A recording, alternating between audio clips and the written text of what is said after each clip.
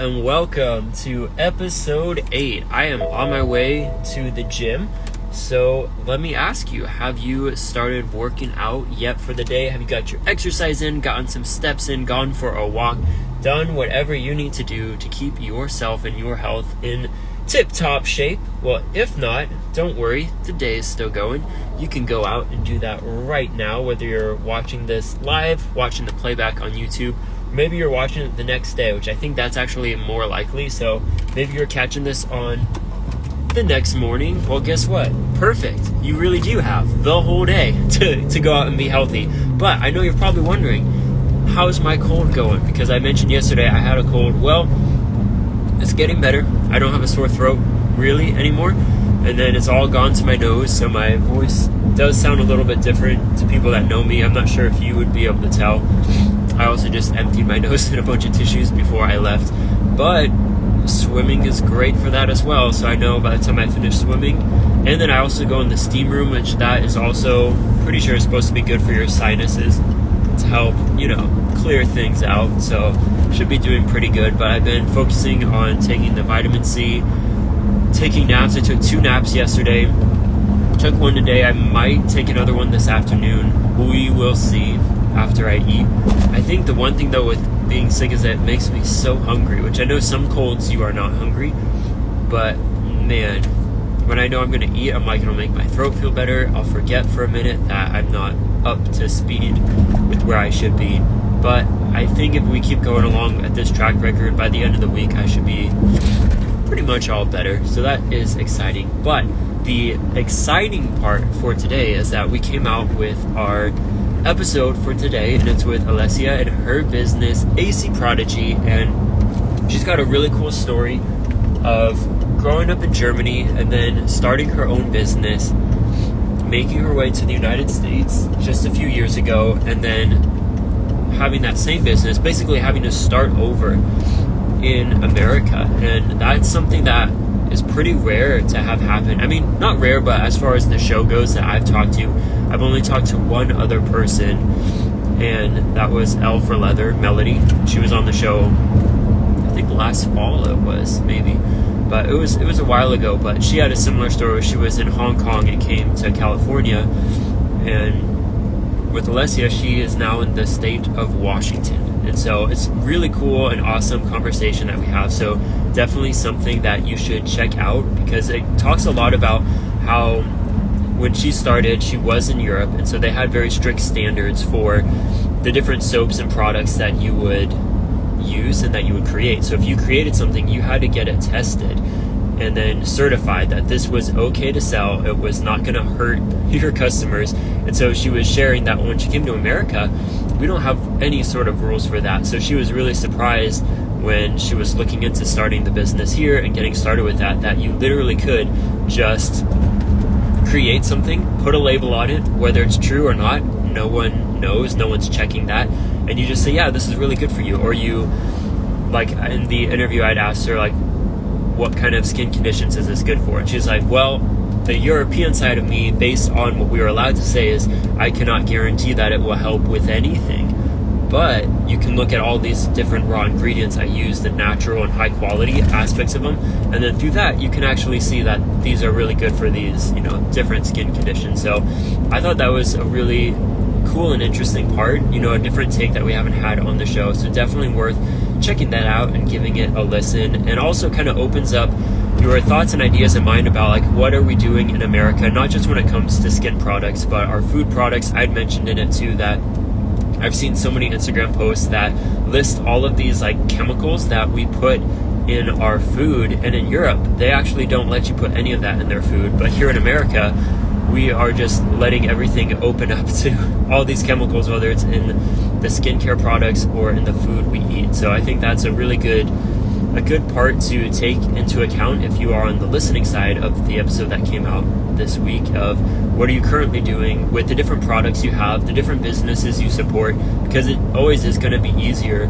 to go for whatever is cheapest, especially when you're looking at food with fast food and food that has a lot of processed elements to it. But spending the extra money to get something that is good quality and really all you're doing is going to be worth it in the long run. And that's something that even in my own business, I've had to kind of get over, what I call like the poor man's mentality of realizing like, Michael, you're not your customer because I am cheap and I want the best discount. I want to learn myself, like the DIY in me, that for me is a lot of fun, but I can sell products that are good quality, that have value at a much higher price than I would pay, because I'm wanting to attract people that want to spend money, that have the money to spend. And so I think it's just an interesting kind of take on that as well for me as I look into creating products. But I did finish yesterday the email series that I've been talking about in Beehive. That's that new emailing platform. So I'll show probably on my Instagram feed coming up a reel of all the different paths you take. But right now, the cool thing with that, as I mentioned, is once you join the email list, you can choose if you're an aspiring owner or a current owner. Then based on that, it'll send you down a path. If you don't choose, then it'll send you down a separate path. But what I forgot was that maybe that separate path, maybe they do end up choosing, then I need another branch to send them back to, coming back onto the email list, essentially. And then I did set it up so that if they don't respond or do anything, I'll send them an email that says the subject, ruh-roh, looks like you're not engaged, so you're gonna be, basically you've been unsubscribed. But if you want to resubscribe, go ahead and fill out the survey, which is saying if you are a current or aspiring owner, and then just resubscribe. Ideally, I wanted them just to be able to restart the automation, the welcome series, but I tested it yesterday and I just couldn't get it to work. I tried so many different things, and I'm like, I can email this poor customer service lady, Kate is her name, she's been helping me out. But then I was like, at what point then does it become like I'm just asking her for everything? So I figured out a way where if they do fill out the survey, because even if you've been unsubscribed in this platform Beehive, it keeps your email there and it puts you as inactive. So inactive people mean that they're not subscribed. So when I send out the future emails, it'll only send them to active people. So even if you are inactive though, you can still update your status for that custom field. And then when you resubscribe, it'll change you to active. So that's kind of the workaround with that. But the exciting thing with that is that now that that email series is there, I can go ahead and start promoting the email list itself. So I mentioned yesterday too, previously I would been kind of not obsessed, but like calling it an inside member, join us on the inside.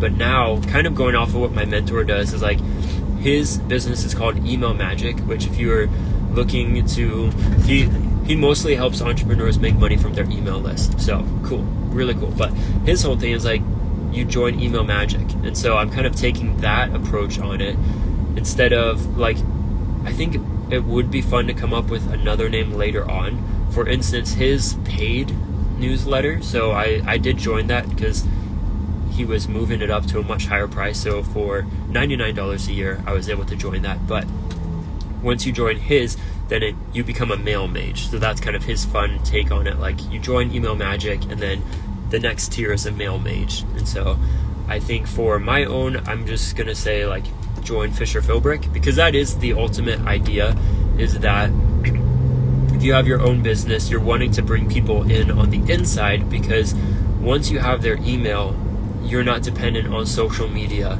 to reach out to them to try to make them purchase or like your posts, your products, whatever it is. And I've talked about this before too, but on those days when Meta is down, if you have a good email list, you can still be selling, you can still be running your business.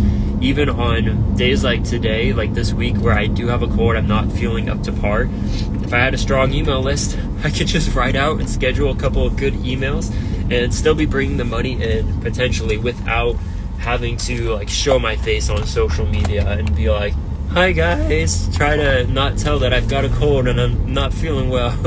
But I really like that idea. And that's something that I will share, of course, with all people that come through my own email list that do join Philbrick. Is like, that is so important. And really, I do like to write, so that gets me excited. Like today, I'm almost at the gym now, but once I get home, I'm gonna write another email to send out to the list probably on Thursday or Friday, and then I've got an email for the small business community as well.